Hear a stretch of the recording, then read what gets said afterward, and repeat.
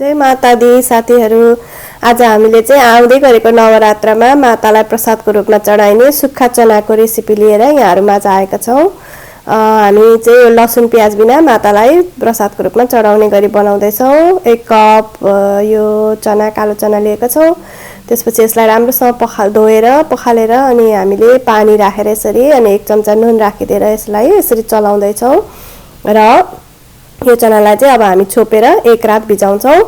हेर्नुहोस् यो भोलिपल्ट चाहिँ चना भिजिसकेको छ र यसलाई फेरि हामी एकपल्ट पखाल्छौं र यसरी प्रेसर कुकरमा थोरै पानी राखेर चाहिँ 2 सिटी लगाएर चाहिँ यो चना पकाउँछौं।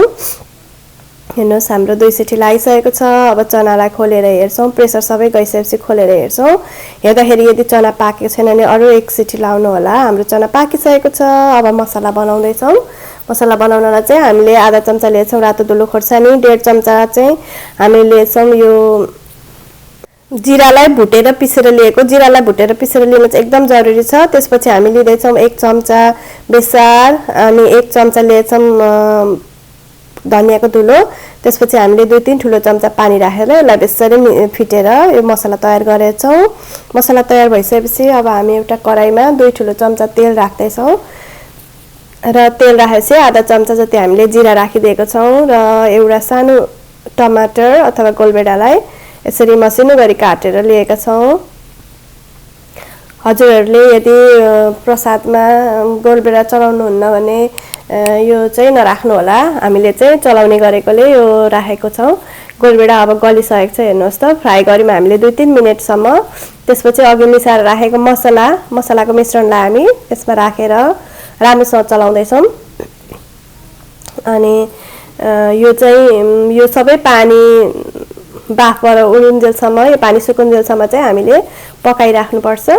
हामीले गोलबेडालाई टमाटरलाई यसरी थिचेर यसलाई थिचेर पकाउँदै छौं र अब चाहिँ पानी सबै उडिसकेको छ, पानी सुकेको छ। त्यसपछि चाहिँ यो अझै एकछिन पकाउँछौं। जब तेल छोड्छ मसलाहरुले तब यो तयार हुन्छ। त्यसपछि हामीले यसमा अघि उसिनेर राखेको चनालाई पानी चाहिँ निकालेर पानी बिना राखिदिएछौं र थोरै नुन राखेर यो मिश्रणलाई चलाउँदै छौं।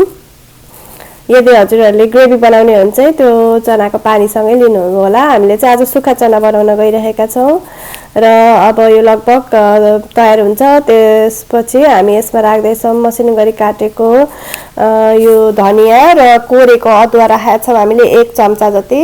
अदुवा चाहिँ अलि बढी नै राख्नु होला। अनि अर्को कुरा चाहिँ जिरा भुटेर पिसेर लिनु होला। एकदमै मिठो हुन्छ यो जिरा भुटेर पिसेर लिनु भयो भने चाहिँ। अब हाम्रो यो सुक्खा चनाको सब्जी लगभग तयार भइसकेको छ। हेर्नुहोस् त यसलाई चाहिँ सुजीको हलुवासँग एकदमै मिठो हुन्छ बनाएर खाँदा। हजुरहरु पनि यो नवरात्रमा पक्का पनि बनाएर खानु होला र कस्तो भयो तल कमेन्ट बक्समा भन्न नभुल्नु होला। ह्यापी नवरात्रि सबैजना। एउटा खोर्सानी राखिदिएछौं। यदि मन पर्छ भने खोर्सानी पनि राख्नु होला। र जय माता दी। आउँदै गरेको विजय दशमी हजुरहरु सबैको सुखद रहोस्। समय दिएर साथ दिनु भएकोमा धेरै धेरै धन्यवाद।